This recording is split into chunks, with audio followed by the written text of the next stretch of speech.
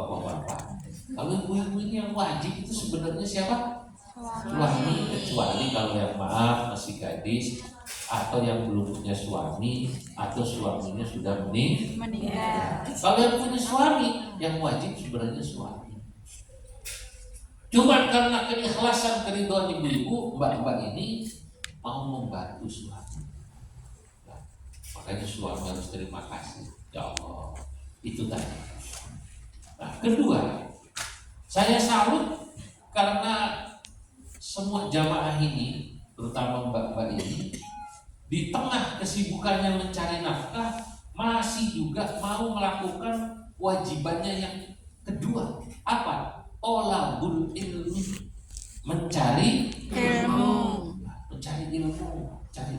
Setiap hari Ahad, hari libur, cari ilmu. Ini kewajiban. Sebab kewajiban mencari ilmu tidak pernah terikat dengan tempat dan waktu. Dari mulai kita kecil sampai meninggal. Talabul ilmi fardhatun ala kulli muslimin wa muslimah. Mencari ilmu itu wajib bagi muslim perempuan dan muslim laki-laki dan muslim perempuan. Mencari ilmu. Mungkin saya akan lebih hormat, respect kepada mbak-mbak, ibu-ibu dan bapak-bapak ini semua yang hadir daripada orang-orang yang tinggal di Jakarta, tinggal di Indonesia, tinggal di Jawa, tinggal di Sumatera, tinggal di kampungnya, yang kesempatan mencari ilmu lebih mudah. Di sana kan cari ustadz gampang ya Bu ya? Iya. Di sini kan susah. Cari ustadznya gampang apa sulit? Sulit. Ya Allah, cari ustadzah. Saya nggak tahu apakah ada ustadzah yang mau datang ke sini sebulan seperti ustadz-ustadz yang dikirim oleh LDNU. Kami dari NU ini kan kirim ya. Setahun sekali. Kalau ustadzah saya tidak tahu. Belum ada kan? Rata-rata yang dikirim adalah ustadz. Karena mungkin kendala satu dan lain hal. Makanya kalau ibu-ibu, mbak-mbak sementara di negeri orang yang dengan segala keterbatasan mau bikin pengajian saja ini nyewa tempat, kok masih mau melakukan hal semacam ini, maka dalam satu hadis, orang yang melakukan ibadah dengan tantangan yang lebih berat, termasuk cari ilmu, Pak Raymond, sama-sama cari ilmu, yang satu tantangannya ringan. Tinggalnya di daerah, di kampung, pondok pesantren banyak, kiai banyak, madrasah banyak, ustadzah banyak. Dibanding dengan mbak-mbak, ibu-ibu yang ada di sini, bapak-bapak yang ada di Hong Kong ini, yang cari ustadz, cari ustadzah sulit, cari tempat juga sulit, tapi masih mau ngaji semacam ini, itu dalam hadis pahalanya yang seperti ini berlipat-lipat ganda. Amin.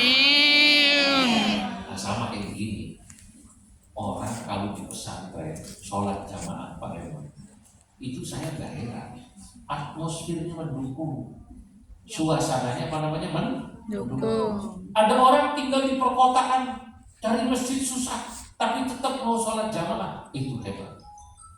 Saya mengatakan, kalau orang sedang di Masjidil Haram, di Masjid Nabawi, rajin sholat jamaah, saya itu gak heran. Kenapa? Suasananya mendukung. Namanya sedang di Mekah, siapa yang tidak pengen sholat? Betul? Di Mekah yang namanya dengar adzannya aja, Masya Allah, kita bisa nangis Pak. Allahu Akbar,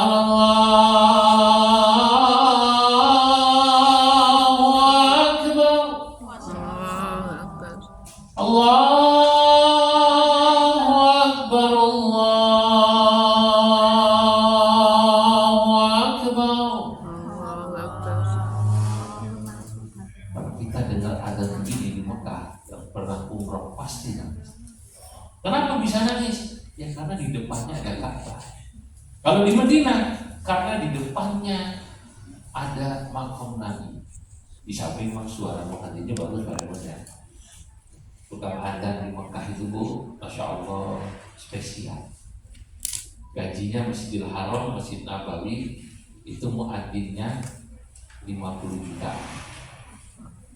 50 juta. 50 juta Mudah-mudahan berapa anak kita ribu? bisa Berapa? anak cucu bisa 20